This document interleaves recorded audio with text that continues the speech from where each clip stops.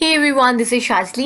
Welcome back to Zoom Commerce. So in this particular session, we'll be covering a few PYQs related to business of finance. तो ये वाला जो session रहने वाला है वो हेल्पफुल रहने वाला है उन सारे एस्पिरेंट्स के लिए जो कि NTA UGC net commerce management के अंदर प्रिपरेशन कर रहे हैं, या अगर आपका कोई और कॉमर्स का एग्जामिनेशन है, for example BCom entrances, MCom entrances या CA के लिए अगर आप प्रिपेयर कर रहे हैं, तो आज का जो सेशन होने वाला है ये आपके लिए हेल्पफुल रहने वाला है, क्योंकि इसके अंदर हम लोग मेनली जो फाइनेंस या फाइनेंशियल मैनेजमेंट से रिलेटेड क्वेश्चंस हैं उनको कवर अप करने की कोशिश करेंगे।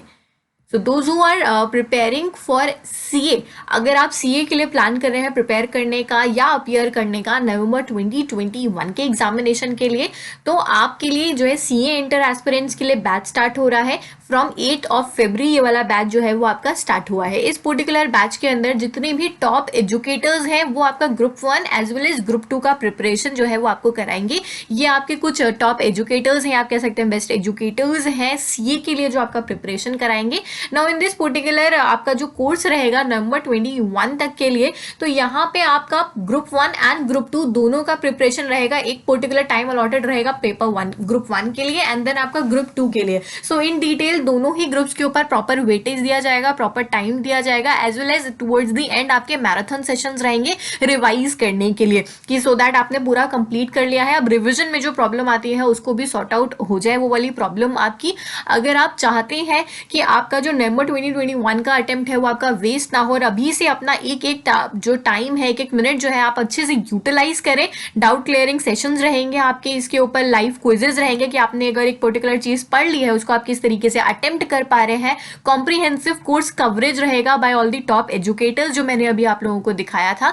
तो आप इस पर्टिकुलर कोर्स के अंदर एनरोल कर सकते हैं। ग्रुप लिंक मैंने जो है वो डिस्क्रिप्शन बॉक्स के अंदर दे करके रखा हुआ है, और इस कोर्स के अंदर एनरोल करने के लिए आप ये कोड यूज कर सकते हैं, दैट इज शाजली बी। इस कोड को यूज करके आपको एक्स्ट्रा 10% का डिस्काउंट मिल जाएगा अनअकैडमी के सब्सक्रिप्शन के ऊपर। CA का अगर आप सब्सक्रिप्शन ले रहे हैं तो इस कोड से अभी आपको 10% डिस्काउंट मिलेगा इन फेब्रुअरी, बट अगर आप ये फेब्रुअरी के बाद कोड यूज करेंगे तो आपको 5% का ही डिस्काउंट मिलेगा। सो इट्स बेटर, अगर आप CA के लिए प्रिपेयर कर रहे हैं तो आप अभी ही एनरोल कर लीजिए और आपका अटेम्प्ट जो है वो वेस्ट ना हो। सो स्टार्ट करेंगे आज का ये पर्टिकुलर सेशन हम लोग। तो आज के सेशन के अंदर बेसिकली हम लोग डिस्कशन करेंगे बिजनेस फाइनेंस के क्वेश्चन से रिलेटेड।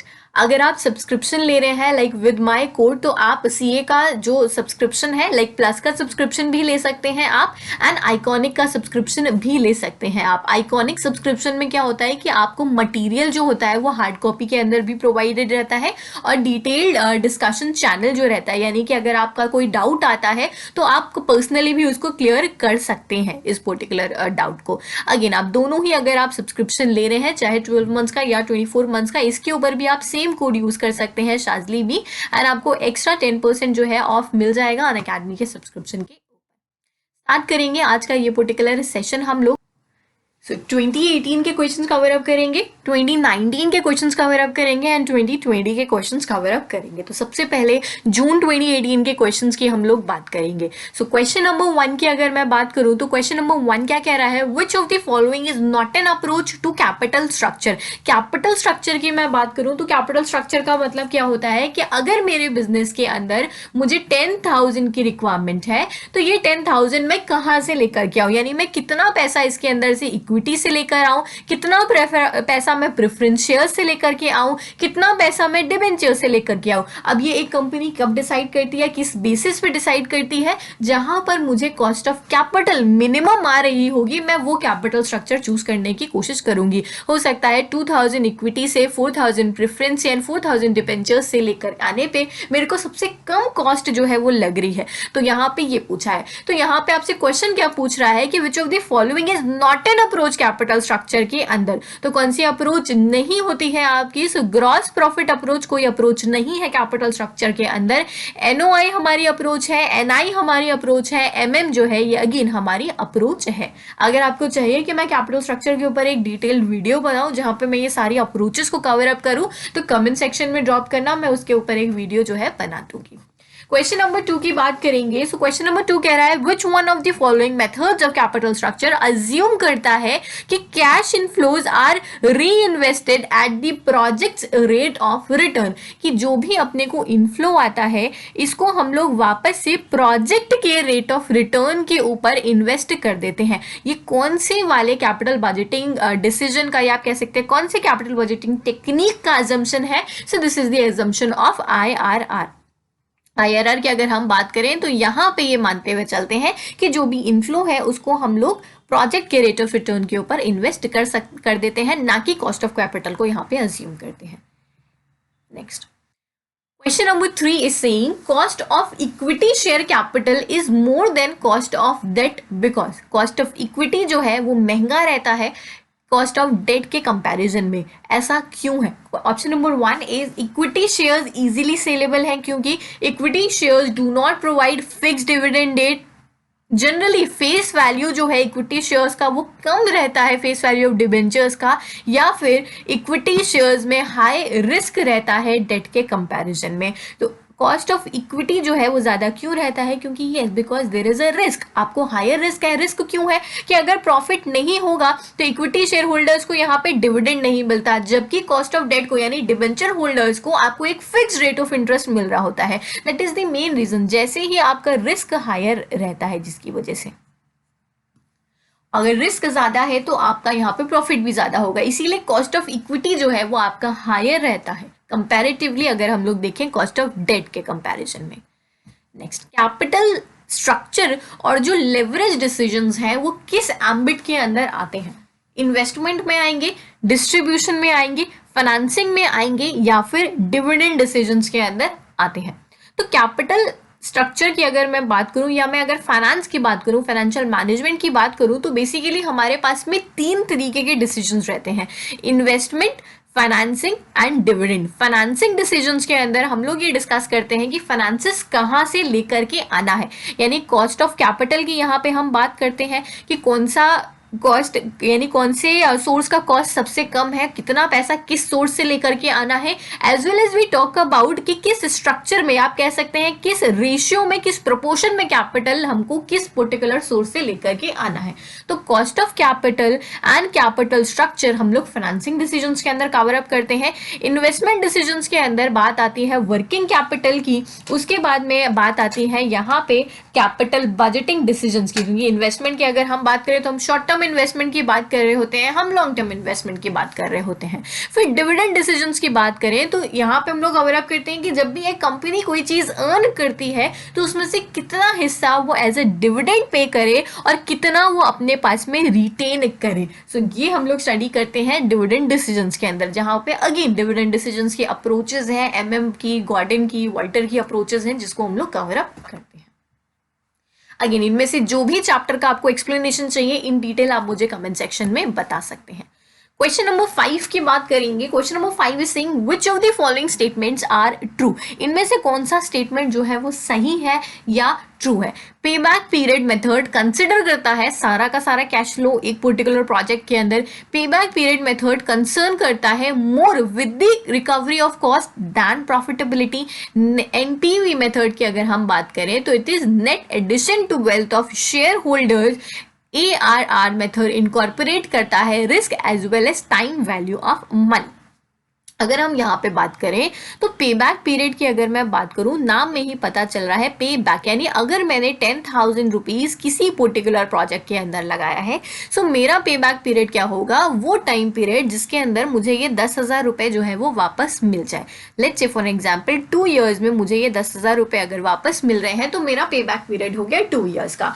अब पे बैक पीरियड के अंदर हम इसके बाद का कुछ भी कंसिडर नहीं करते हैं कि इसके बाद मुझे इस प्रोजेक्ट से कितने और पैसे मिल रहे थे, कितना और इनफ्लो हो रहा था, कितना प्रॉफिट हो रहा था। यहाँ पे हम लोग पे बैक पीरियड के अंदर ऑल कैश फ्लो को कंसिडर नहीं करते हैं, हम केवल और केवल रिकवरी की बात कर रहे होते हैं।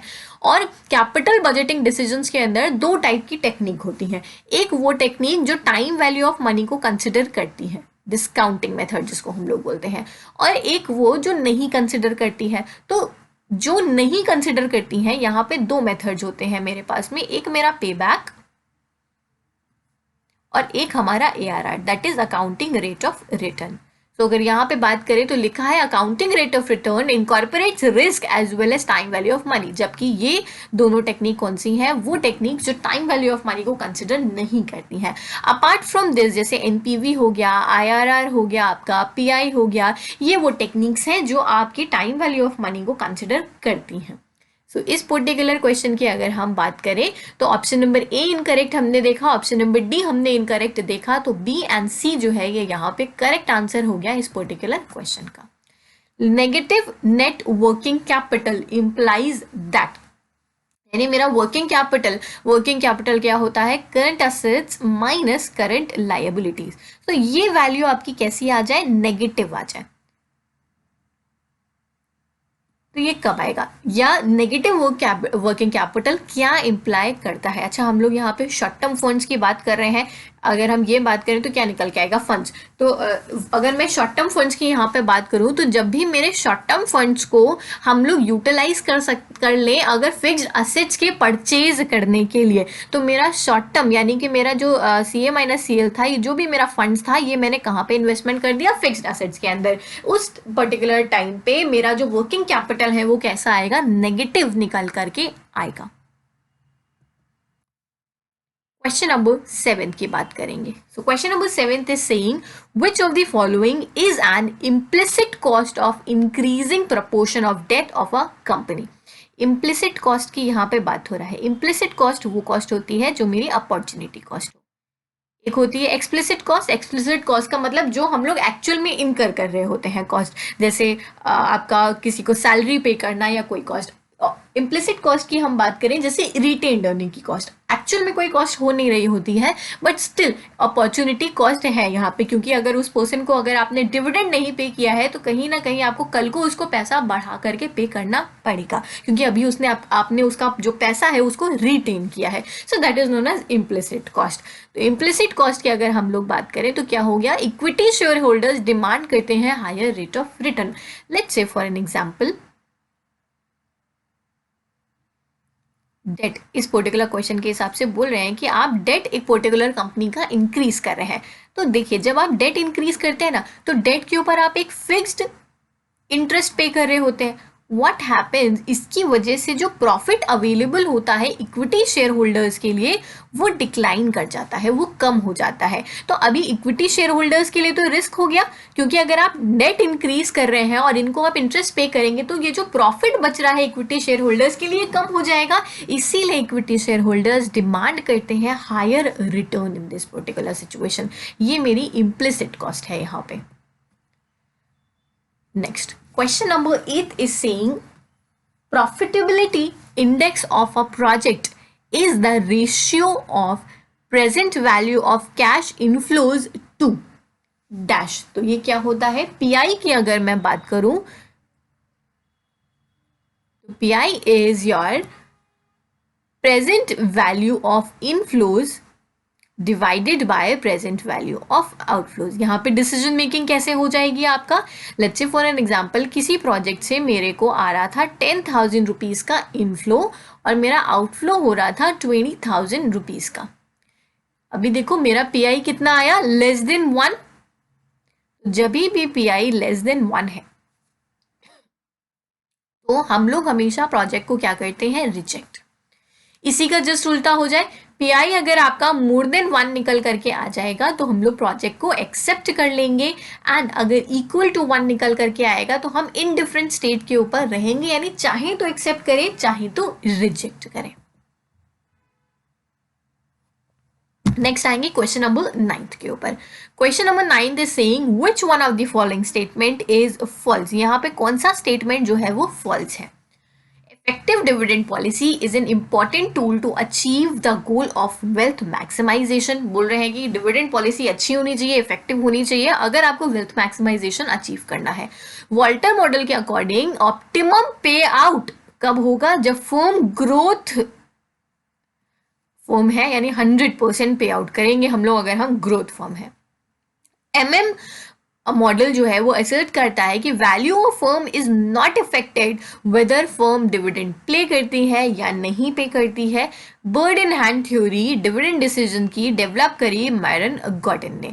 अगेन यहाँ पे अगर मैं देखूं तो ऑप्शन नंबर बी करेक्ट है, क्योंकि this is a false statement. आप देखिए यहाँ पे गॉर्डन ने क्या बोला था, वॉल्टर ने क्या बोला था, दोनों ने ही सेम ही बोला। इन्होंने बोला अगर ग्रोथ फर्म है ना, ग्रोथ फर्म का मतलब हो गया वो फर्म जो कि ग्रो कर रही है, उसके पास में इन्वेस्टमेंट जो है प्लान्स हैं, प्रोजेक्ट्स हैं जहां पे वो इन्वेस्टमेंट कर सकती है। अगर वो ग्रोथ फर्म है तो वो जीरो पे आउट करती है, वो क्या करती है, जीरो पे आउट करती है। और यहाँ पर तो 100% पे आउट लिख करके रखा हुआ है, ऑप्टिमम पे आउट। ग्रोथ फर्म में यानी वो ग्रो कर रही है, अभी ग्रो कर रही है ना, तो वो रिटेन करेगी 100% और 0% पे आउट जो है वो करेगी। बाकी सारे की अगर हम बात करें तो ये ठीक है, ये भी सही है। इफेक्टिव डिविडेंड पॉलिसी आपका जो है बहुत इंपॉर्टेंट टूल है अगर आपको वेल्थ मैक्सिमाइजेशन लेकर के जाना है। एमएम ने बोला था, एमएम का क्योंकि इंडिफरेंस मॉडल था, अब यहाँ पे ये बोल रहे थे कि इफेक्ट नहीं होता है आपके डिविडेंड या आपके डिविडेंड आप कितना पे करते हैं कितना नहीं पे करते हैं। उसके बाद में बर्ड इन हैंड थ्योरी इन्होंने दिया था गॉर्डन ने। इन्होंने क्या बोला कि जो मेरे हाथ में डिविडेंड है ना, जो एक इन्वेस्टर होता है जो हाथ में डिविडेंड है, यानी कि जो आपको आज डिविडेंड मिल रहा है उसके ऊपर ज़्यादा जो है प्रेफरेंस रखता है in comparison with a dividend जो कि फ्यूचर में मिलने वाला है, क्योंकि फ्यूचर क्या रहता है मेरा, अनसर्टेन रहता है, देयर इज अनसर्टेनिटी। इतने क्वेश्चंस आए थे आपके जून 2018 के अंदर, यानी total number of 9 questions were there from this particular unit. दिसंबर 2018 के क्वेश्चंस की अगर मैं बात करूं, question number 1 is saying combined leverage can be used to measure the relationship between. तो कंबाइंड लेवरेज की अगर हम बात करें तो ये किसका रिलेशनशिप जो है वो मेजर करने की बात करता है। तो कंबाइंड लेवरेज आपका रिलेशनशिप मेजर करता है जो मेरी सेल्स है और जो मेरा ईपीएस है, यानी कि अगर आपकी सेल्स में कोई चेंजेस हो रहे हैं तो आपके अर्निंग पर शेयर के अंदर कितना चेंज जो है वो निकल करके आता है। हम लोग जब फाइनेंशियल लेवरेज कवर अप कर रहे होते हैं या हम ऑपरेटिंग लेवरेज कवर अप कर रहे होते हैं, ऑपरेटिंग लेवरेज में हम ऑपरेशंस की बात कर रहे होते हैं, सेल्स इन ईबीआईटी की कंट्रीब्यूशन की हम बात कर रहे होते हैं। जब हम फाइनेंशियल लेवरेज की बात करते हैं तो हम लोग बात करते हैं जो आपका फाइनेंशियल एक्सपेंसेस है उसका क्या इफेक्ट पड़ता है हमारे प्रॉफिट के ऊपर, यानी ईबीआईटी एंड ईबीटी की हम लोग बात कर रहे होते हैं या ईपीएस की हम लोग बात कर रहे होते हैं। कंबाइंड लेवरेज में हम लोग टोटल की बात करेंगे, यानी सेल्स का इम्पैक्ट आपकी ईपीएस के ऊपर कितना जो है वो पड़ता है। नेक्स्ट आएंगे, नेक्स्ट क्वेश्चन की बात करेंगे। देखिए क्वेश्चन क्या कह रहा है आपका, sales of the firm are ₹40 lakh, variable cost दे करके रखी है 10 लाख रुपीस की, फिक्स कॉस्ट दे के रखी है 15 लाख रुपीस की, इंटरेस्ट दे के रखा है 5 लाख रुपीस का। Combined leverage of the firm will be. तो देख लेते हैं यहाँ पे हम लोग, तो सबसे पहले तो यहाँ पे सेल्स लिख देते हैं, sales is 40 lakh minus variable cost is 10, तो मेरा कंट्रीब्यूशन निकल करके आ गया दैट इज 30।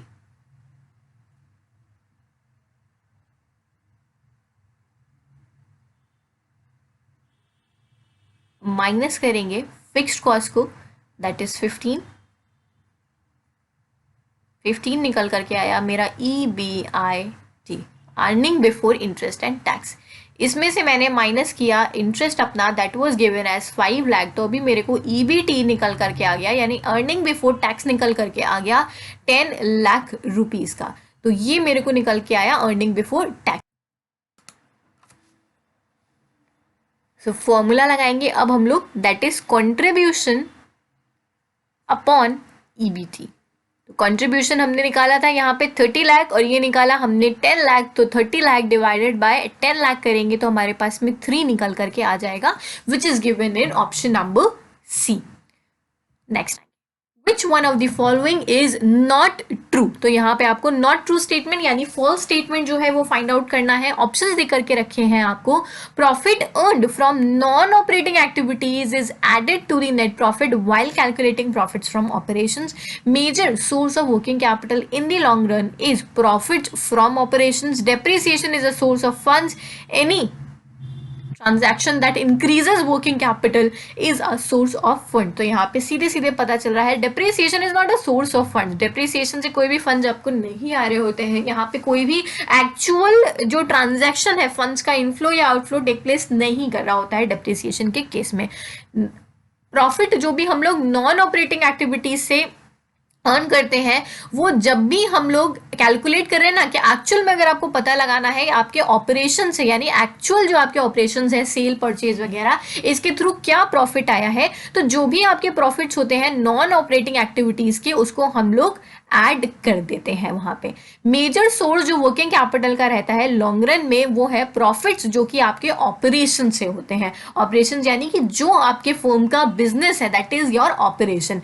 कोई भी ट्रांजैक्शन जो कि वर्किंग कैपिटल को इंक्रीज करता है उसको हम लोग बोलते हैं सोर्स ऑफ फंड्स, एंड जो भी ट्रांजैक्शन जो वर्किंग कैपिटल को डिक्रीज करता है उसको हम लोग बोलते हैं application of funds.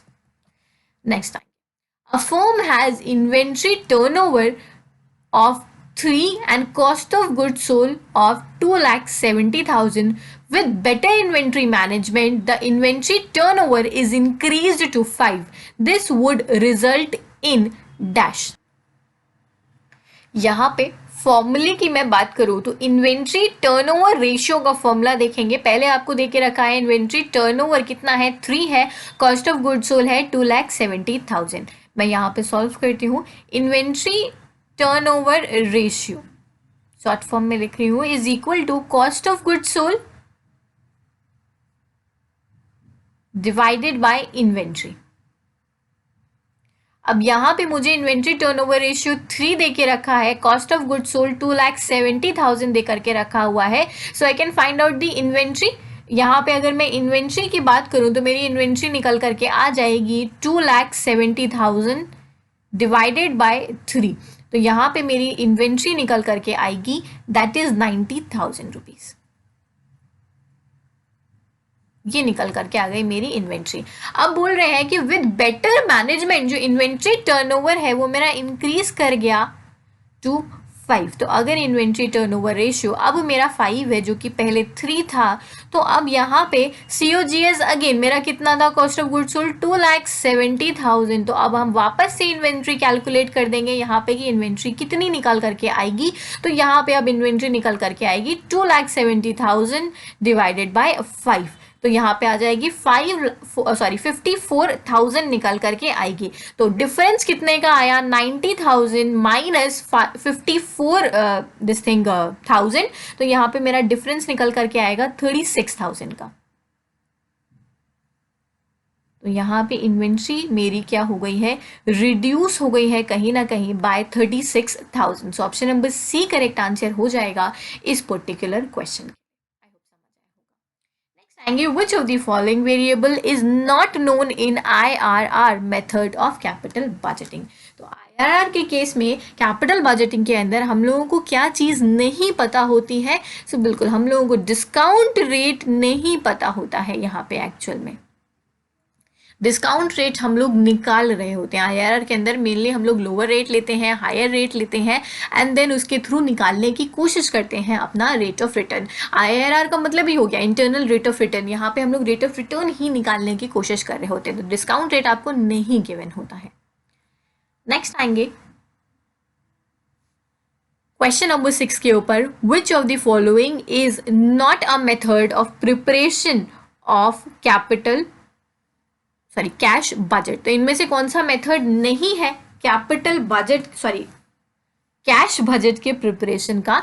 So adjusted net income, pro forma balance sheet, cash cycle या रिसिप्ट पेमेंट मेथड। तो बिल्कुल परफॉर्मा बैलेंस शीट मेथड। देखो बैलेंस शीट मेथड जो है वो आपका कैश बजट प्रिपेयर करने का तरीका नहीं है या मेथड नहीं है। नेक्स्ट आएंगे अगले क्वेश्चन की तरफ हम लोग। तो यहाँ पे question is saying capital profits can never be distributed as dividends to the shareholders. Dividends are paid out of profits and do not affect the liquidity provision of the firm. Walter model जो है every company should follow the policy of low dividend payout. Walter model suggest करता है कि dividend payment does not affect the market price. तो यहाँ पे आपको बताना है कि कौन सा करेक्ट यहाँ पे जो है वो स्टेटमेंट है। तो अगर हम इस पर्टिकुलर क्वेश्चन की बात करें तो सारी ही स्टेटमेंट्स जो है वो यहाँ पे करेक्ट है। कैपिटल प्रॉफिट्स को हम लोग डिविडेंड की तरीके से डिस्ट्रीब्यूट नहीं करते हैं। जो हम लोग प्रॉफिट अपना प्रॉफिट एंड लॉस अकाउंट के अंदर अर्न कर रहे होते हैं, यानी कि जो हमारे रेवेन्यू प्रॉफिट्स होते हैं, उन्हीं को हम लोग डिविडेंड्स के तरीके से डिस्ट्रीब्यूट करते हैं। डिविडेंड जो है वो हम लोग आउट ऑफ प्रॉफिट पे करते हैं। देखिए सेकंड पॉइंट में ही लिख करके रखा हुआ है। देयरफॉर इससे लिक्विडिटी पोजीशन जो है वो फर्म की इफेक्ट नहीं होती है। हर एक कंपनी को पॉलिसी जो है फॉलो करनी चाहिए लो डिविडेंड पे आउट की, यानी कि पूरा का पूरा पैसा आप डिविडेंड के फॉर्मेट में ना दीजिए, थोड़ा पैसा अपने पास में रिटेन करके भी रखिए।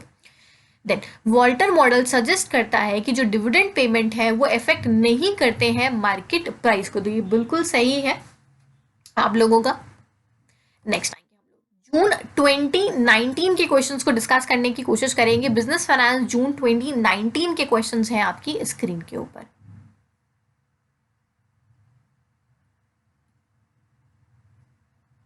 Just a second. Okay,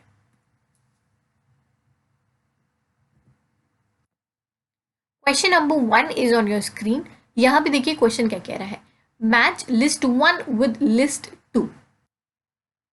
net income approach, Gordon model, internal rate of return and रियॉर्डल level. So a very basic question यहाँ पे। नेट इनकम अप्रोच की अगर मैं बात करूं, सो दिस इज कैपिटल स्ट्रक्चर से रिलेटेड। गॉर्डन मॉडल की अगर मैं बात करूं तो ये डिविडेंड डिसीजन से रिलेटेड है। आईआरआर अभी हमने थोड़ी देर पहले इसका क्वेश्चन किया था, कैपिटल बजटिंग की एक टेक्निक है।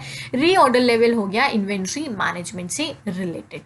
Question option number 2 correct answer इस पर्टिकुलर क्वेश्चन के लिए।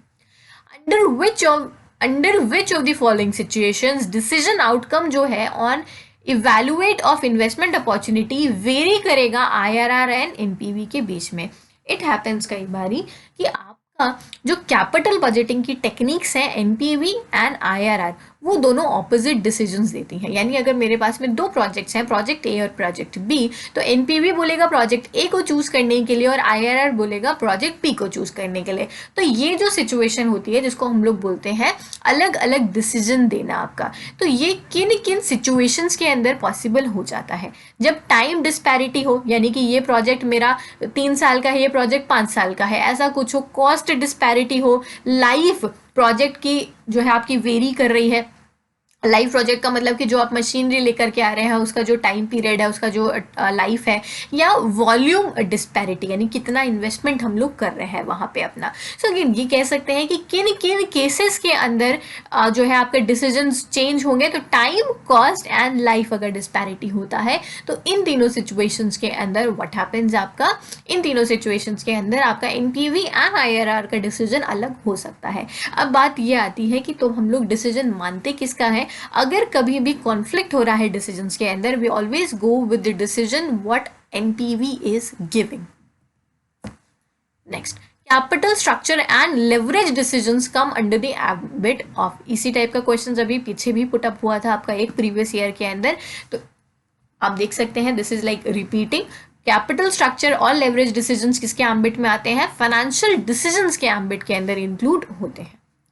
मिलर और model is used in the management of. तो मिलर और मॉडल की अगर हम बात करें तो ये किस चीज के मैनेजमेंट के अंदर इंक्लूड होता है, इन्वेंट्री, लेवरेज, रिसीवेबल्स या फिर कैश। तो मिलर और मॉडल की अगर मैं बात करूं तो ये हो गया मेरा किससे रिलेटेड, कैश से रिलेटेड हो गया।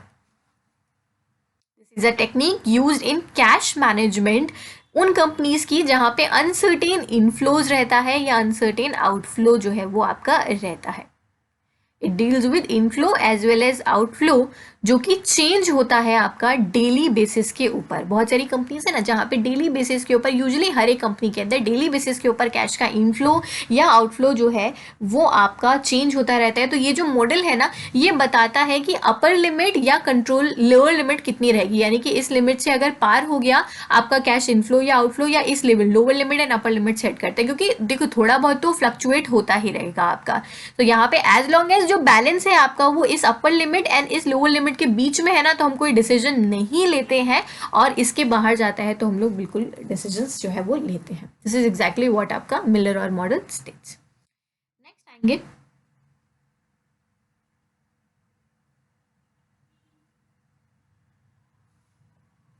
Which of the following analysis is suitable for risk return analysis in financial decisions? तो risk return analysis के अंदर कौन सा यहाँ पे चीज जो है suitable है? तो risk return से related this is CAPM model. CAPM model की अगर हम बात करें, this is capital asset pricing model. तो CAPM मॉडल जो है वो डिस्क्राइब करता है रिलेशनशिप जो कि आपका एक्सपेक्टेड रिटर्न्स एंड सर्टेनिटी, जो आपका रिस्क है जो आप इन्वेस्टमेंट के ऊपर करते हैं, उनके बीच में रहता है. तो अगर हम यहाँ पे बात करें, CAPM का फॉर्मूला क्या निकाल करके आ जाता है, is equal to risk free rate, यानी वो चीज risk free rate of return की अगर आप कहीं पे इन्वेस्टमेंट करते हैं, लेट्स से फॉर एग्जांपल कि 10% तो आपको मिल ही जाएगा. अगर मेरे पास में पैसे हैं और मैं अगर वो पैसे अपने बैंक में रखती हूँ, सो आई नो कि बैंक मेरे को 4% का इंटरेस्ट तो देगा ही देगा. तो अगर मैं कहीं बाहर इन्वेस्टमेंट करूंगी शेयर्स वगैरह के अंदर या कहीं पर भी, तो आई विल एक्सपेक्ट कि एटलीस्ट मुझे 4% से तो ज़्यादा मिले, क्योंकि 4% तो मेरा रिस्क फ्री रेट है. सो this is risk free rate plus your beta, and जितना भी आपका मार्केट का एक्सपेक्टेड रेट ऑफ रिटर्न है minus your risk free rate. This is exactly what your formula for CAPM model is. Again CAPM model आपके लिए काफी important examination point of view से भी, इससे प्रैक्टिकल क्वेश्चन भी छोटा छोटा पुटअप हो सकता है आपका एग्जामिनेशन के अंदर. क्वेश्चन नंबर 6 बोल रहा है, a statement of change in financial positions typically would not disclose the effect of dash. अगर फाइनेंशियल पोजीशन में चेंज हो रहा है, statement of change of financial position अगर हम लोग प्रिपेयर करते हैं, इनमें से किस चीज का इफेक्ट जो है वो डिस्क्लोज नहीं होगा. ऑप्शन नंबर 1, शेयर कैपिटल जो हम लोग इशू करते हैं प्रोडक्टिव फैसिलिटीज एक्वायर करने के लिए, डिविडेंड जो हम लोग देते हैं शेयर्स के ऊपर, या जो हम लोग शेयर्स के ऊपर डिविडेंड डिक्लेयर करते हैं, cash dividend declared but not yet paid, purchase and retirement of treasury stock. जो भी डिविडेंड आता है शेयर, जो भी डिविडेंड आप शेयर के ऊपर डिक्लेयर करते हैं. Okay, statement of change in financial position का मतलब हो गया कैश फ्लो स्टेटमेंट की यहाँ पे बात हो रही है.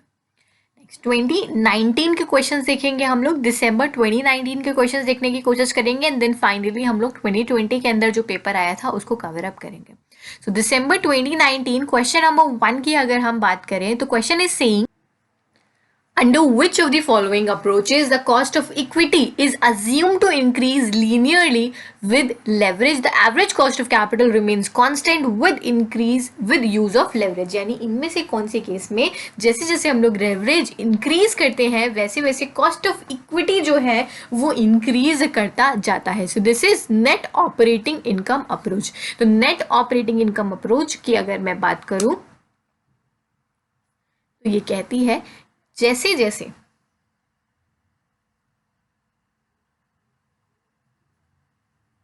कहती है कि जो वैल्यू ऑफ फर्म है वो क्या है, डिपेंड करती है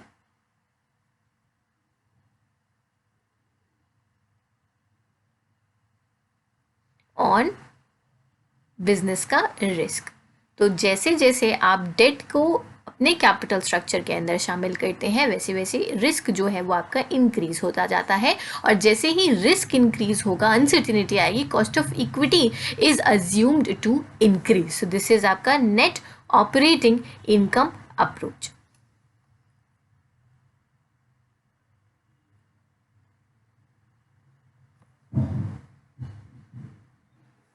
तो जैसे जैसे डेट आप इंक्रीज करते हैं ओवरऑल कॉस्ट ऑफ कैपिटल क्योंकि आपका डिक्लाइन करेगा, क्योंकि आप जब डेट इंक्लूड करते हैं, debt being the cheaper source of income, cheaper source of finance, तो आपका कॉस्ट ऑफ डेट इधर से गिरेगा.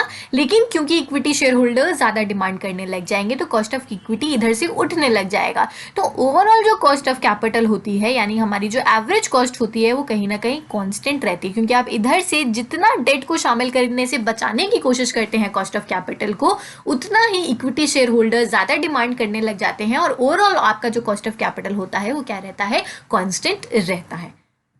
नेक्स्ट आएंगे क्वेश्चन नंबर 2 की बात करें, which of the following statements are correct, इनमें से कौन सा स्टेटमेंट जो है वो मेरा करेक्ट है। Dividend payout ratio refer करता है वो पोर्शन मेरी टोटल अर्निंग का जो हम लोग डिस्ट्रीब्यूट करते हैं इक्विटी शेयर होल्डर्स के बीच में अपनी कंपनी में। बर्ड इन हैंड आर्ग्यूमेंट जो है वो गॉर्डन ने दिया था। एमएम सजेस्ट करते हैं कि जो डिविडेंड पे आउट है या डिविडेंड पेमेंट है वो रेलेवेंट है वैल्यू ऑफ द फर्म के केस में। वॉल्टर मॉडल सजेस्ट करता है कि जो डिविडेंड है वो इफेक्ट नहीं करता है मार्केट प्राइस हमारे शेयर का। तो यहाँ पे अगर हम देखें तो ये दोनों स्टेटमेंट्स मेरे करेक्ट है। एमएम की अगर हम बात करें तो एमएम ने इररेलेवेंट मॉडल दिया था आपका। वॉल्टर की अगर हम बात करें तो वॉल्टर ने आपका रेलेवेंट मॉडल जो है वो आपका दिया था। वॉल्टर ने एंड गॉर्डन ने दोनों ने ही रेलेवेंस मॉडल दिया था आपका डिविडेंड डिसीजंस के केस में। एमएम ने जो है इररेलेवेंट मॉडल दिया था। तो यहाँ पे दोनों स्टेटमेंट्स आपकी इनकरेक्ट हैं। यहाँ पे देखिए डिविडेंड पे आउट का मतलब हो गया मैंने जितना भी पैसा अर्न करा उनमें से मैं कितना पैसा पे आउट करूं यानी डिविडेंड्स के तौर पे अपने शेयर होल्डर्स को दूं और कितना पैसा मैं अपने पास में रिटेन करूं। This is exactly what dividend payout ratio talks about. Bird in hand की अगर हम बात करें, ये भी हमने क्वेश्चन के अंदर कवर अप भी किया था, ये गॉर्डन मॉडल गॉर्डन ने अपने मॉडल के अंदर दिया था। नेक्स्ट आएंगे, क्वेश्चन बोल रहा है यहाँ पे आपको again true statements find out करने हैं। पेबैक पीरियड मेथड कंसिडर करता है सारे के सारे cash flow of a project. Payback period method concern करता है more with the recovery of cost than probability. Net present value represent करता है net addition to the wealth of share holders. या फिर ऑप्शन नंबर डी ARR यानी accounting rate of return incorporate करता है risk as well as time value of money. आप यहाँ पर भी देखिए ये क्वेश्चन आपको, ये देखिए टॉपिक्स आपके रिपीट हो रहे हैं ऑलमोस्ट, जो स्टेटमेंट्स हैं वो आपकी रिपीट हो रही हैं ईयर बाय ईयर आपका। तो अगर आपने ध्यान से PYQs लगाए हैं ना तो आपको काफी बेनिफिट होता है कमिंग एग्जामिनेशंस के अंदर। अब देखिए ARR, अभी हमने ये वाला स्टेटमेंट एग्जैक्ट एक क्वेश्चन के अंदर देखा था, आई बिलीव 2018 का क्वेश्चन था, जहां पे ARR और मैंने वहीं पे डिस्कस किया था कि ARR और पेबैक पीरियड मेथड जो है टाइम वैल्यू ऑफ मनी को कंसिडर नहीं करते हैं। तो ये वाला स्टेटमेंट तो मेरा इनकरेक्ट हो गया। फिर NPV की अगर हम बात करें, NPV रिप्रेजेंट करता है net addition to share holder. This is absolutely correct statement. Payback period method concerns more with the recovery of cost than probability, sorry ये profitability होगा आपका। बिल्कुल, जो आपका पेबैक पीरियड है वो क्या बात करता है कि भाई कितने साल में मेरी कॉस्ट रिकवर हो जाएगी, प्रॉफिट की बात नहीं करता है। तो ये भी स्टेटमेंट मेरा करेक्ट है। पेबैक पीरियड यहाँ पे बोल रहा है कंसिडर करता है सारे के सारे कैश फ्लो, जबकि कंसिडर नहीं करता सारे कैश फ्लो, जहां तक मेरा कॉस्ट निकल आएगा बस वहीं तक कंसिडर करते हैं हम लोग। नेक्स्ट आएंगे सितंबर 2020 में जो आपका एग्जामिनेशन हुआ, यानी कि जो फाइनल आपका 2020 के अंदर अभी एग्जामिनेशन हुआ था उसके क्वेश्चंस कवर अप करेंगे। अब यहाँ पे कुछ क्वेश्चंस आपकी मॉर्निंग शिफ्ट से रिलेटेड है और कुछ आपका आफ्टरनून या इवनिंग शिफ्ट आप कह लीजिए, इनसे रिलेटेड क्वेश्चंस है। तो दोनों ही शिफ्ट से क्वेश्चंस मैंने यहाँ पे इंक्लूड किए हैं। क्वेश्चन नंबर 1 बोल रहा है in continuous compounding the time taken to double the sum grossly follow rule 69 if it is changed to discrete compounding। तो relevant rule of thumb क्या है आपका? so relevant rule of thumb है rule number 70। अगर एक lemons language में मैं rule of 72 को डिस्कस करूं तो रूल ऑफ 72 क्या कहता है? रूल ऑफ 72 डिटरमाइन करता है कि एक इन्वेस्टमेंट में जब आपने पैसा लगाया तो कितने टाइम पीरियड में आखिर वो पैसा आपका जो है वो डबल हो जाएगा given a fixed rate of interest. तो रूल ऑफ 72 क्या है यहाँ पे? ये बताता है वो टाइम पीरियड कि जब आपने एक इन्वेस्टमेंट किया और आपके पास में एक फिक्स्ड रेट ऑफ इंटरेस्ट आ रहा है तो कितना टाइम लगेगा कि ये जो इनिशियल इन्वेस्टमेंट है आपका, let's say for an example 10,000 rupees है और 10% के ऊपर आपने इन्वेस्टमेंट किया है, तो आखिर कितने टाइम में इस फिक्स्ड रेट ऑफ इंटरेस्ट पे ये जो आपका इनिशियल कैपिटल है ये डबल हो जाए यानी 20,000 का हो जाएगा। This is exactly what rule of 72 states. Next आएंगे क्वेश्चन नंबर 2 के ऊपर, arrange the following choices in order of preferences suggest by the packing order theory. तो पेकिंग ऑर्डर थ्योरी के अकॉर्डिंगली आपको यहाँ पे क्या है, प्रेफरेंस में लगाना है आपका। यहाँ पे क्वेश्चन कह रहा है आपका ऑप्शन नंबर 1 इज री इन्वेस्टमेंट ऑफ अर्निंग्स, उसके बाद में न्यू इश्यू ऑफ इक्विटी, उसके बाद में आ जाता है हमारे पास में इशू ऑफ डेट। तो अगर मैं प्रेफरेंस की बात करूं तो प्रेफरेंस हो गया सबसे पहले आ गया आपके पास में री इन्वेस्टमेंट करना, उसके बाद में डेट इशू करते हैं, एंड देन हम लोग इक्विटी जो है वो इशू करने की बात करते हैं। तो पेकिंग ऑर्डर थ्योरी की अगर हम बात करें तो ये बोलती है कि जो कॉस्ट ऑफ फाइनेंसिंग है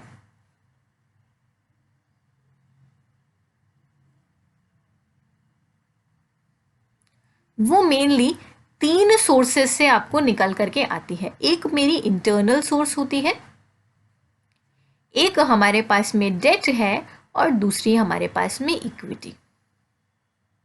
आपको किस ऑर्डर में लेना है इसको, पहले इंटरनल यानी कि जो आपके पास में खुद की अर्निंग्स आपने क्या करी है, बचा ली है, जिसको हम लोग बोलते हैं रिटेन्ड अर्निंग, उसके बाद में डेट, एंड देन उसके बाद में आएगा आपका इक्विटी।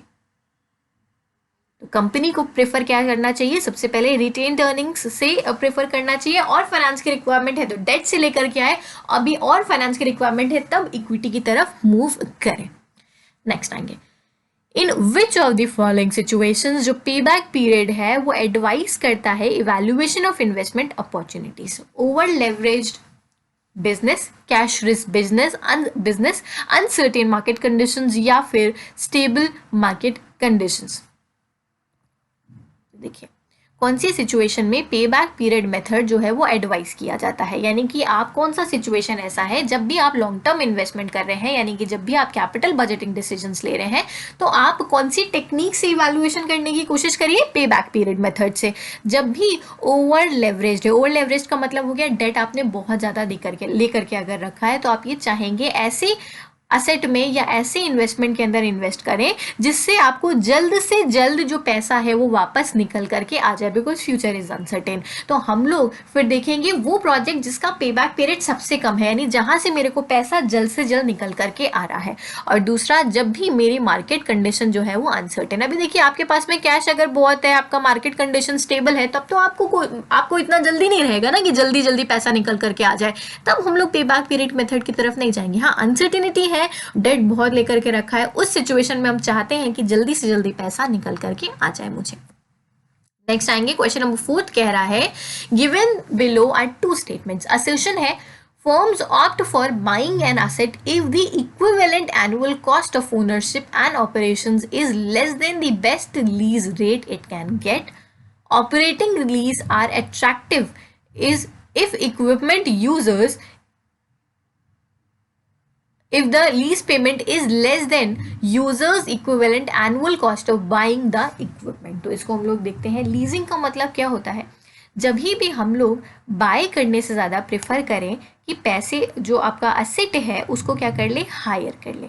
लीजिंग का मतलब क्या हो गया, एक कॉन्ट्रैक्ट ऐसा जहाँ पे एक पार्टी अग्री करती है कि वो अपनी प्रॉपर्टी को आपको रेंट पे दे देगी, और जो दूसरी पार्टी है वो उसको एक particular fixed rate of rent के ऊपर या फिक्स्ड पेमेंट के ऊपर, फिक्स रेंटल्स के ऊपर उसको रेंट पे लेने को तैयार रहती है। तो अगर हम इस पर्टिकुलर क्वेश्चन की बात करें तो फर्म जो है वो ऑप्ट करती है बाइंग करने के लिए एसेट। अभी देखो, जब आपको एक एसेट चाहिए तो आप या तो उसको रेंट पे ले सकते हैं यानी लीज पे ले सकते हैं, या तो आप उसको खरीद सकते हैं। अगर आपकी annual cost of ownership and operation जो है वो कम है, अगर ओनरशिप का जो कॉस्ट आ रहा है वो अगर कम आ रहा है लीजिंग के कॉस्ट के लिए, लीजिंग के कॉस्ट से, तो ऑब्वियस सी बात है आप लोग परचेज करने की कोशिश करेंगे, राइट। यहाँ पे अभी देखिए इस पर्टिकुलर उसके अंदर क्या लिखा है, firm opt for buying if the equivalent on cost of ownership and operation is less than the best lease rent it can get. Okay, so यहाँ पे देखो एक्चुअली पता है ये ऑप्शन जो है वो इनकरेक्ट हो गया है।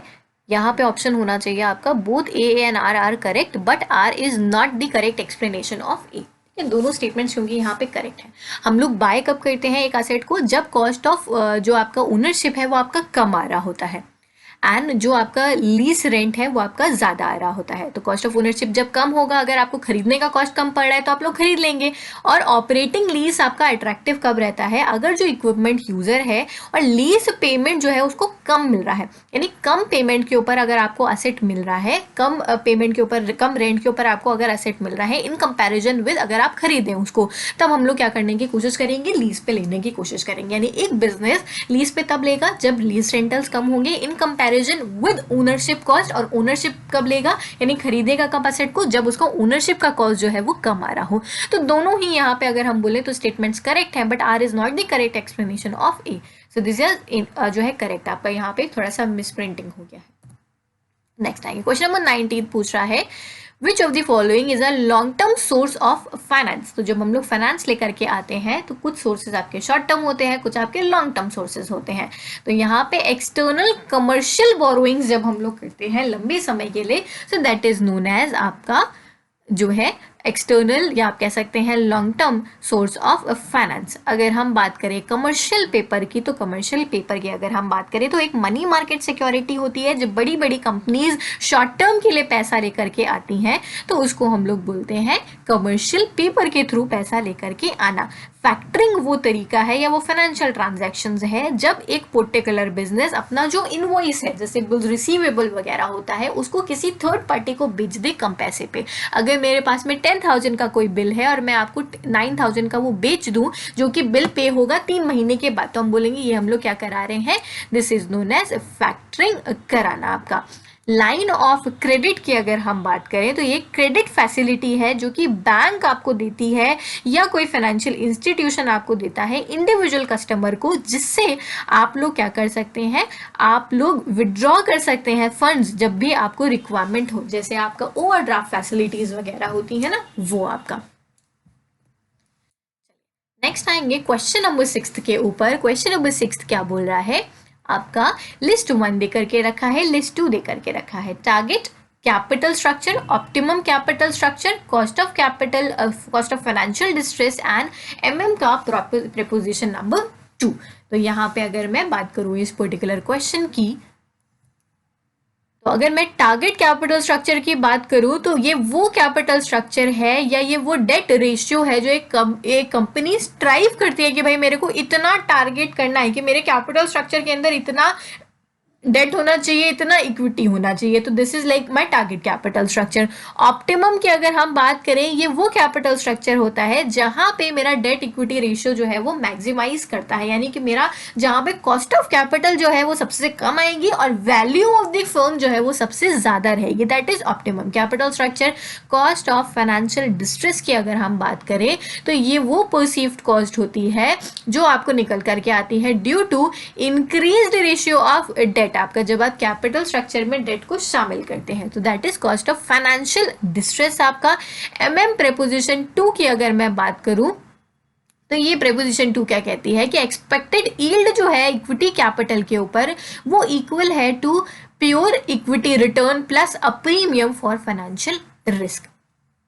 नेक्स्ट आएंगे, MM is Leon, Modigliani and Miller का प्रेपोजिशन 2, जहां पे इन्होंने टैक्सेस को कंसिडर किया था। नेक्स्ट आएंगे हम लोग यहाँ पे, सो यहाँ पे अगर मैं इस पर्टिकुलर क्वेश्चन की बात करूँ, ये आपका आप कह सकते हैं फाइनेंस या आईबी दोनों से ही कनेक्ट हो सकता है ये वाला क्वेश्चन आपका। तो यहाँ पे आपको major and capital, private equity, GDR and venture capital 4 चीज़ें दे करके रखी हुई हैं। जब भी आप लोग ये ऐसे टाइप की वीडियोस देखते हैं ना, तो मैं आपको रेफर ये करूँगी, मैं आपको सजेस्ट ये करूँगी कि वीडियो में जब भी क्वेश्चन आता है तो वीडियो पॉज करिए, आंसर करने की कोशिश करिए एंड देन मेरा एक्सप्लेनेशन या आंसर की जो है वो देखिए कि वो क्या है। एंड अगर इसी तरीके से आपको और भी यूनिट्स चाहिए ना, कि अगर आपको चाहिए कि मैं और यूनिट्स के इसी तरीके से PYQs के वीडियोस बनाऊं, तो आप मुझे कमेंट सेक्शन में वो भी बता सकते हैं कि कौन कौन सी यूनिट्स या आपको वीडियोस चाहिए अपकमिंग एग्जामिनेशन के लिए। और अगर कोई सजेशंस है या कुछ भी है तो आप मेरे साथ में जो है इंस्टाग्राम के ऊपर कनेक्ट हो सकते हैं। इंस्टाग्राम पे आप मुझे सर्च कर सकते हैं, एज वेल एज आप मुझे मेल ड्रॉप कर सकते हैं अगर कुछ भी। And if you guys want, अगर मुझे अनअकैडमी पे फॉलो करना, मैं NTA NET कॉमर्स के लिए पढ़ाती हूँ वहाँ पे, तो मेरा प्रोफाइल का लिंक भी डिस्क्रिप्शन के अंदर दे करके रखा होगा, वो भी चेकआउट कर सकते हैं। ओके, सो यहाँ पे अगर हम देखें मेजर इन कैपिटल की बात करें तो ये रेफर करता है टू सबऑर्डिनेट डेट या preferred equity that allows firm to borrow additional capital. जब भी आप एडिशनल कैपिटल लेकर के आएंगे beyond the level lenders are willing to finance through bank loan, यानी कि जो बैंक लोन है उसके बियॉन्ड अगर आप कोई कैपिटल लेकर के आते हैं, so that is known as private equity. की अगर हम बात करें, it is the speedy source less regulated by regulatory environment debt capital का आपका, क्योंकि यहाँ पे हम लोग प्राइवेट सोर्सेज से इक्विटी लेकर के आ रहे हैं।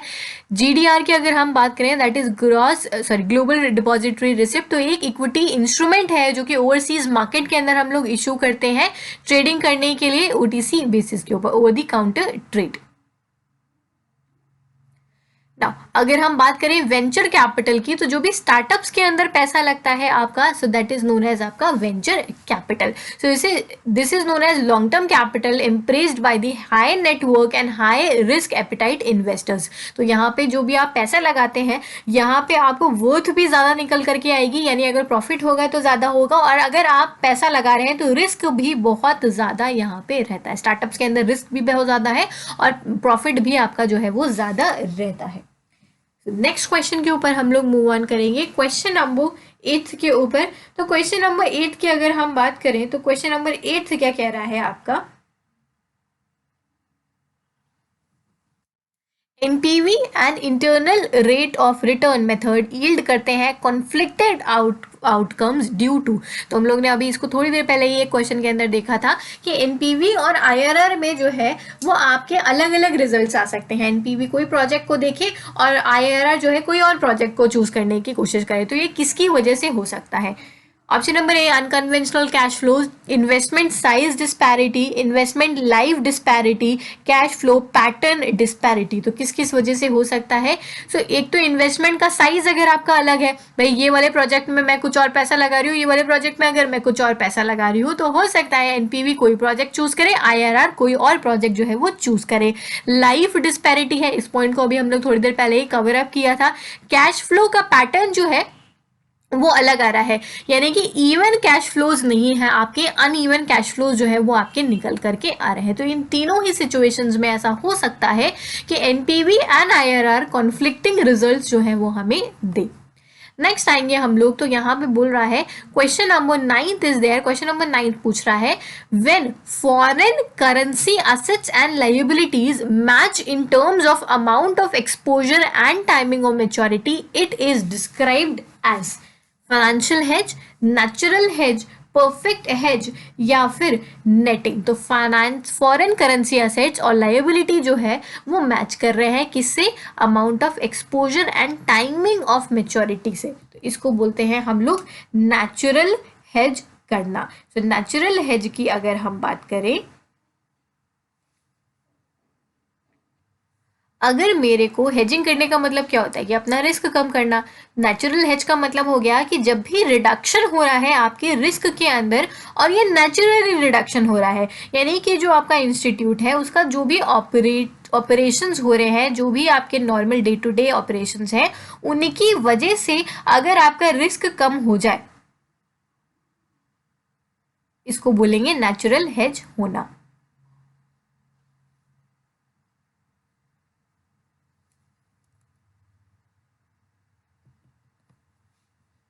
क्वेश्चन नंबर 10 की बात करें तो यहाँ पे क्या कह रहा है, पोर्टफोलियो थ्योरी जो है आर्टिकुलेट करती है diversification to reduce which of the following. तो पोर्टफोलियो थ्योरी जो है वो डाइवर्सिफिकेशन आर्टिकुलेट करेगी, इनमें से किस चीज को रिड्यूस करने के लिए। So this is known as unsystematic risk. तो यहाँ पे हम लोग देख लेते हैं अलग अलग टाइप के रिस्क कौन से होते हैं आपके।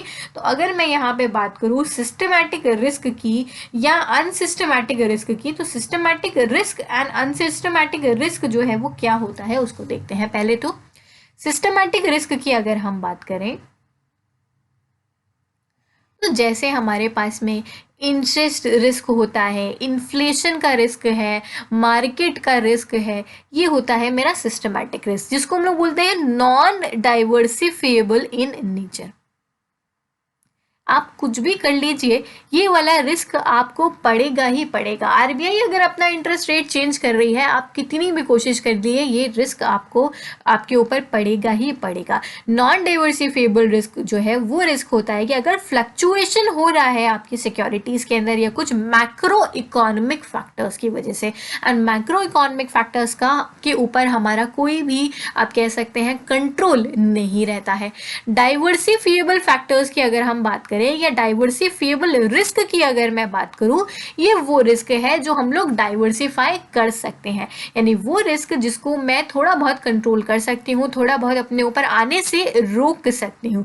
This is known as unsystematic in nature. तो ये वो रिस्क होते हैं जो एक कंपनी अवॉइड कर सकती है अगर नेसेसरी एक्शन लेने की कोशिश करे। तो इसके अंदर आ जाते हैं मेरे मार्केट रिस्क आ जाएगा, मेरा फाइनेंशियल रिस्क आ जाएगा, फिर मेरा बिजनेस का रिस्क आ जाएगा। ये जो मेरे रिस्क हैं इनको हम कंट्रोल कर सकते हैं, कहीं ना कहीं थोड़ा बहुत कम करने की कोशिश कर सकते हैं। So this is known as diversifiable risk. तो यहाँ पे डाइवर्सिफिएबल रिस्क की आपकी बात कर रहा है, तो डाइवर्सिफिएबल रिस्क कौन से होते हैं? अनसिस्टमैटिक रिस्क आपके, और इसके अंदर ये इंक्लूड हो जाते हैं आपके अनसिस्टमैटिक रिस्क के अंदर। जनरल अगर हम वर्ड की बात करें, the word is unsystematic risk. Next आएंगे हम लोग, arrange the following steps in logical sequence of operations of the arbitrage pricing theory। तो यहाँ पे आपको लॉजिकल सीक्वेंस पूछा है आर्बिट्रेज प्राइसिंग पॉलिसी का। estimate the factor sensitiveness, estimate the risk premium for factor, उसके बाद में identify the macro economic factors. सबसे पहले देख लेते हैं यहाँ पे कि सीक्वेंस क्या है, उसके बाद में आर्बिट्रेज थ्योरी को देखेंगे हम लोग।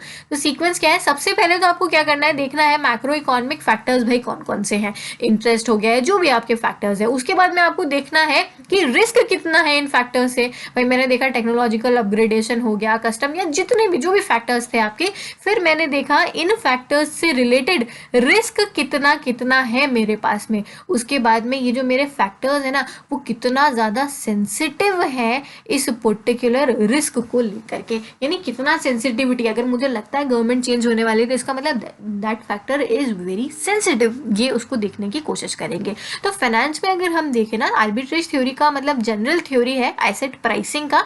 तो यहाँ पे हम लोग क्या देखने की कोशिश करते हैं कि एक पर्टिकुलर एसेट में अगर आप इन्वेस्टमेंट कर रहे हैं तो उससे अपने को कितना रिटर्न निकल करके आ रहा है, और वो जो रिटर्न निकल करके आ रहा है भाई, जो मेरा फैक्टर है, जो भी मेरा इन्वेस्टमेंट है, इसके ऊपर बहुत सारे फैक्टर्स असर डालते हैं। तो ये जो फैक्टर इसके ऊपर असर डाल रहे हैं, इनका रिस्क होने का कितना चांस है, या मेरा फैक्टर कितना ज़्यादा सेंसिटिव है, ये देखने की कोशिश करते हैं हम लोग आर्बिट्रेज प्राइसिंग थ्योरी के अंदर। नेक्स्ट आएंगे, political risk management comes in the ambit of which of the following financial decisions. Political risk management की अगर हम बात करें, क्वेश्चन क्या कह रहा है आपका यहाँ पे, ऑप्शंस है नॉन कन्वेंशनल कैपिटल बजटिंग। उसके बाद में अगर हम बात करें, option number B is international currency arbitrage, foreign exchange market, या मल्टीनेशनल कैपिटल बजटिंग। तो मैनेज करते हैं ना जब हम लोग, सिंपलेस्ट वे अगर हम बात करें मैनेज करना पॉलिटिकल रिस्क का, तो ये क्या है, अवॉइड करें आप इन्वेस्ट करना उस कंट्री के अंदर जहाँ पे इस तरीके का रिस्क जो है वो बहुत ज़्यादा रहता है। सो मल्टीनेशनल कैपिटल बजटिंग, यहाँ पे पॉलिटिकल रिस्क कब अराइज करेगा, जब आप इन्वेस्टमेंट करने की कोशिश करते हैं किसी दूसरी कंट्री के अंदर। और हम लोग इस रिस्क को मैनेज कैसे कर सकते हैं, जब हम लोग इस तरीके से इन्वेस्टमेंट करें। देखिए इन्वेस्टमेंट की बात करेंगे तो कैपिटल बजटिंग डिसीजन हो गया ये आपका। तो हम लोग इस तरीके से इन्वेस्ट करते हैं या उस कंट्री के अंदर इन्वेस्टमेंट करने की कोशिश करते हैं जहाँ पे ये जो पॉलिटिकल रिस्क है ना, इसको अराइज होने के चांसेस बहुत कम है। पॉलिटिकल रिस्क का मतलब हो गया कि आपके गवर्नमेंट चेंज होने से जो रिस्क आ रहा है, जैसे मार्केट के अंदर फ्लक्चुएशंस आ जाते हैं ना, अगर आपकी गवर्नमेंट चेंज होती है तो उसको बोलते हैं पॉलिटिकल रिस्क होना। तो पॉलिटिकल रिस्क की स्टडी हम लोग कहाँ पे करते हैं, जब हम लोग मल्टीनेशनल कैपिटल बजटिंग स्टडी करते हैं ना, तो वहां पे हम लोग पॉलिटिकल रिस्क मैनेजमेंट के बारे में बात करते हैं। नेक्स्ट देखेंगे हम लोग, following information is available for Ravi corporation. EPS दे के रखा है आपको 4 का, रिटर्न ऑन इन्वेस्टमेंट दे के रखा है 18% का, rate of return required by share holders है आपको 15 का, what is the price per share as per Walter model, अगर मेरा पे आउट कितना है 40% का पे आउट जो है अगर मेरा है तो। वॉल्टर मॉडल की अगर हम बात करें तो यहाँ पे market price of share is equal to D upon KE. D is what? D is your dividend per share. KE is your cost of equity plus R. R is your internal rate of return. E minus D. E is your earning per share and D is your dividend per share. Divided by KE whole divided by के।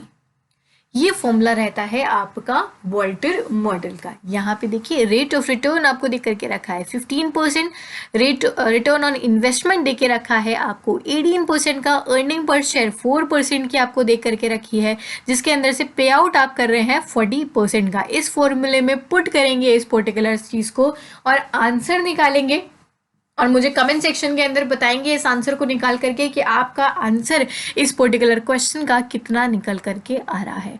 सो will see you guys in the next session और मुझे comment section में बताना मत भूलना कि और किस टाइप की वीडियोस आपको चाहिए। PYQs कराऊँ मैं आपका जो है यूनिट वाइज इस तरीके से PYQ करें हम लोग पिछले 2-3 सालों के, या मैराथन सेशंस करें रिवीजन के, पेपर 1 के, पेपर 2 के, या अगर आप चाहते हैं कि मैं इंडिविजुअल टॉपिक्स लेते हुए चलूँ। So will see you guys in the next session, bye bye, take care. अगर आपको कोई सजेशंस है, कोई भी चीज़ अगर आप मुझसे कनेक्ट होना चाहते हैं इंस्टाग्राम के ऊपर तो आप मुझे फॉलो कर सकते हैं, लिंक डिस्क्रिप्शन के अंदर देके रखा होगा मेरे सारे सोशल मीडिया हैंडल्स का।